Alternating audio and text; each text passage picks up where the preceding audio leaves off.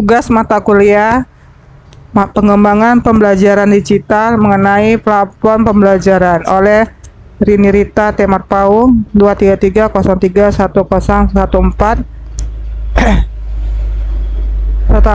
Pertama, dalam pengembangan pembelajaran digital itu ada 5 yang disampaikan hari ini, yaitu Tixmin, Moodle, 3 Canva, 4 Schoology, dan Thinkfik. Tixmin itu merupakan platform digital yang membantu para pengajar dalam mengelola kelas online dan offline secara lebih efisien. Tixmin menawarkan berbagai fitur seperti manajemen kelas, evaluasi, pelacakan kehadiran, dan komunikasi yang terintegrasi untuk mempermudah proses belajar mengajar. Apa manfaatnya? Pertama, guru dapat mengelola kelas secara online dan offline dengan mudah, mulai dari mengatur jadwal,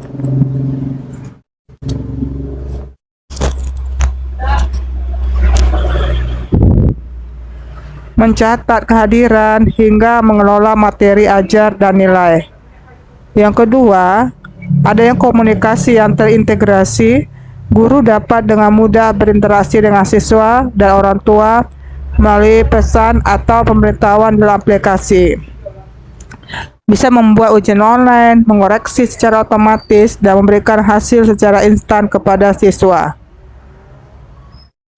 Bagaimana cara penggunaan Tixmin? Platform ini berbasis aplikasi seluler dan web, sehingga mudah diakses baik melalui smartphone maupun komputer.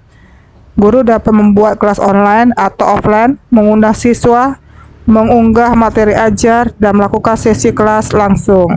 Selain itu, Tixmin memiliki fitur ujian, penilaian otomatis, pelacakan kehadiran untuk memudahkan evaluasi siswa. Fitur komunikasi terintegrasi juga, sehingga seluruh proses belajar efisien dan terorganisir dalam satu aplikasi. Bagaimana menggunakannya? Ya, 1. Unduhlah aplikasi Tixmin terlebih dahulu. Daftar menggunakan nomor telepon, lalu buat kelas dengan menambah nama, mata pelajaran, dan tingkat kelas. Yang kedua, kita mengundang siswa, ya, melalui tautan undangan atau kode kelas. Yang ketiga, kita mengelola pembelajaran, unggah materi, mulai kelas live, dan gunakan fitur interaktif seperti papan tulis dan komentar. 4. Kita dapat mengevaluasi dan melacak kehadiran siswa itu seperti membuat ujian, nilai otomatis, dan catat kehadiran siswa langsung di aplikasi. Yang kedua adalah Moodle. Moodle adalah platform pembelajaran berbasis open source yang dirancang untuk membantu institusi pendidikan dan pelatih dalam membuat lingkungan belajar online. Moodle memungkinkan pengguna untuk membuat kursus digital, mengelola materi ajar, dan mengatur evaluasi dengan fleksibilitas yang tinggi. Apa manfaat Moodle? Pertama, bersifat open source, sehingga dapat disesuaikan dengan kebutuhan spesifik institusi atau pengajar. 2. Menyediakan fitur seperti forum diskusi, chat, dan pembelajaran berbasis kelompok yang mendukung interaksi antara siswa dan pengajar.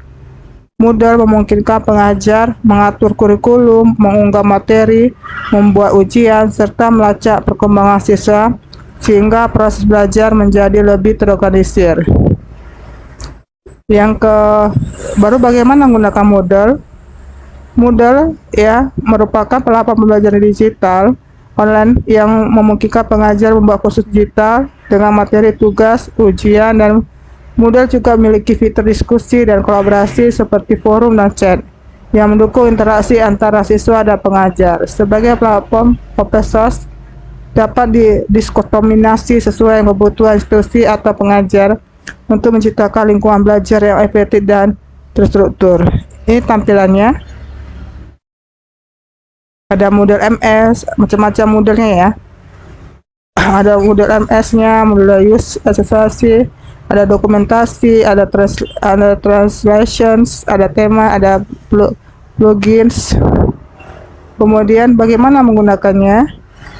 Daftar pertama, masukkan platform Moodle, buat akun, lalu buat kursus baru dengan menambahkan nama, deskripsi, dan struktur kursus. Unggah materi pembelajaran seperti file, video, atau link, serta tambahkan modul seperti kuis atau tugas. Undang siswanya itu melalui kode kelas agar mereka dapat bergabung ke dalam kursus. Kelola pembelajarannya melalui memantau kehadiran, menilai interaksi siswa melalui fitur laporan dan komunikasi seperti forum diskusi atau chat. Canva adalah platform pembelajaran manajemen yang dirancang untuk memfasilitasi pengalaman belajar yang interaktif dan kolaborasi. Canva memungkinkan pengajar untuk membuat kursus online, mengunggah materi, dan mengatur tugas serta ujian. Manfaat Canva memiliki desain yang mudah digunakan, memungkinkan pengajar siswa untuk mengakses materi dan alat dengan cepat tanpa kesulitan. Fitur seperti forum diskusi dan pesan fasilitasi interaksi antara siswa dan pengajar, mendukung pengalaman belajar yang lebih interaktif. Canva menyediakan alat analisis untuk memantau kemajuan siswa, membantu pengajar dalam mengidentifikasi kebutuhan dan meningkatkan strategi pengajaran. Bagaimana menggunakan Canva? Canva menyediakan fitur komunikasi seperti forum diskusi dan pesan, mendukung interaksi antara siswa dan pengajar. Canva juga menyediakan analisis untuk memantau kemajuan siswa dan keterlibatan mereka, serta dapat diintegrasikan dengan berbagai alat dan aplikasi lain untuk meningkatkan proses pembelajaran. Cara penggunaan Canva sama seperti yang tadi. Masukkan ke platform Canva, buat akun, buat kursus baru dengan menambahkan nama, deskripsi, dan struktur kursus. Kemudian unggah materi seperti file, video, dan tautan ke dalam kursus yang telah dibuat. Kita mengundang siswa juga, sama mengelola pembelajarannya. Kemudian kita masuk ke psikologi.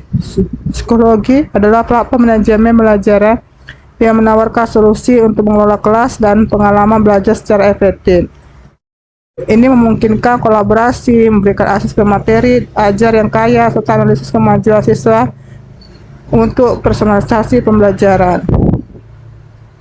Apa manfaatnya psikologi? Yaitu memungkinkan pengajar untuk mengelola materi, tugas, dan penilaian dalam satu platform yang terorganisir. Platform ini menyediakan fitur interaktif seperti forum dan pesan yang fasilitasi komunikasi antara siswa dan pengajar.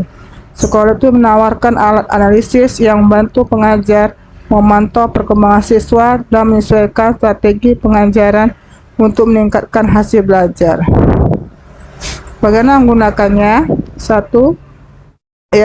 Melalui fitur diskusi dan pesan meningkatkan kolaborasi. Siswa juga menyediakan alat analisis untuk memantau kemajuan siswa dan menyesuaikan pengajaran dengan antarmuka yang intuitif. Platform ini mendukung pengalaman belajar yang terstruktur dan efisien.